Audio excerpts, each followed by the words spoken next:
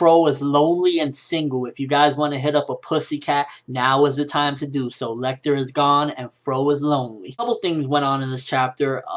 It had its moments. For the most part, I liked the comedy in this and not necessarily the action, because the action was cool and all, but Fairy Tail, throughout this entire chapter, they had me in my mind thinking, screw a strategy, kick some ass. That's really what I was thinking with this particular chapter as far as the fighting goes, because they're standing in the middle of the city, they have their eyes closed, they're all standing together, and Mavis explains that she basically studied everything that's been going on, all the fights, all the battles, and she came up with a strategy in order to win.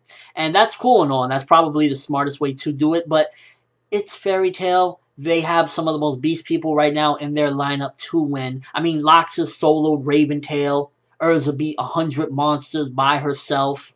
Come on, it's Fairy Tail, goddammit. Freaking, if Natsu could solo 2 of Sabretooth's best fighters, they can easily do this. They don't need a strategy. But, again, to be on the safe side so they can win Lucy back or whatnot, is probably the best way to do it. But still, I wanted some action. That was a big thing, is like, where's the action? Screw a strategy. Give me some action. Then also in this chapter, we got the whole thing with Natsu, Wendy, and Mina Jane trying to sneak in to rescue Lucy, and that really had me laughing, honestly. It was like, first of all, they start off with these disguises that Happy is like, yeah, let's put on this big pumpkin head and everything, and I was laughing. That was funny. And then they eventually decide on having Mina Jane dress like a knight and pretend that they're captured so they can sneak in. And I don't know, for me personally, the comedy really got me in this chapter. I was like, oh man, this is too silly.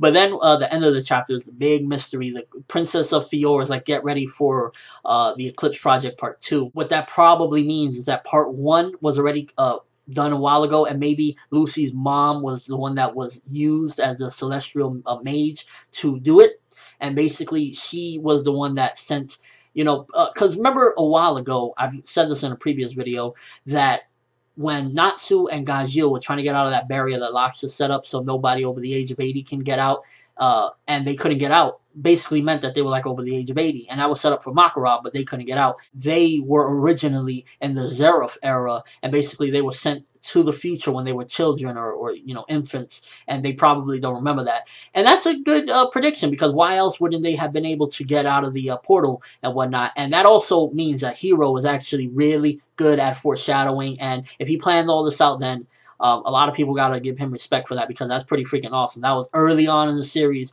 that was mentioned about how they're over the age of 80 somehow, or that, you know, they can't get out of the spell. So if Hiro set that up, very, you know, props to him, and people definitely gotta respect that, because that's pretty freaking awesome to foreshadow that so far back, and now it's probably gonna pay off soon. The whole thing with the princess is like, I wonder who she is. Does she have any connection to the hooded girl that we seemingly don't see anymore? Like, hey, what happened to her? A lot of people are predicting that it's Angel. She's one of the girls that was in Heaven's Tower, I believe, and that's how Jalal recognizes her, that girl I saw one time. So that definitely could be. And overall, this particular chapter, what saved it for me was the comedy. I didn't really care for the action too much. I mean, it was cool to see some of the other people aside from Fairy Tail, because they didn't do nothing fighting, but for the most part, I was just like, come on, Fairy Tail. Sabretooth is now in the lead as well. Hopefully next chapter we see Loxus and Urza Beast. I want to see Urza, Pone, Kagura finally, like, put her in the ground. You are Urza Scarlet, you are the Beast. Overall, again, it was an okay chapter. I really liked the comedy. That was what I got out of it. I like comedy, thumbs up, and I guess the mystery is cool too. And if indeed Hiro foreshadowed everything and planned this out, then he's awesome for that. I gotta give him nothing but respect. But what do you guys think? Do you think that this is part 2? Layla Heartfilia, Lucy's mom, was responsible for the first one, and Natsu, Wendy, and Gajeel, the original Dragon Slayers, were from the Zeref timeline? Comment section below, video response, and your overall thoughts of the chapter. Did you enjoy the comedy? But that's all I have for this review. Thanks for watching. Hope you enjoyed.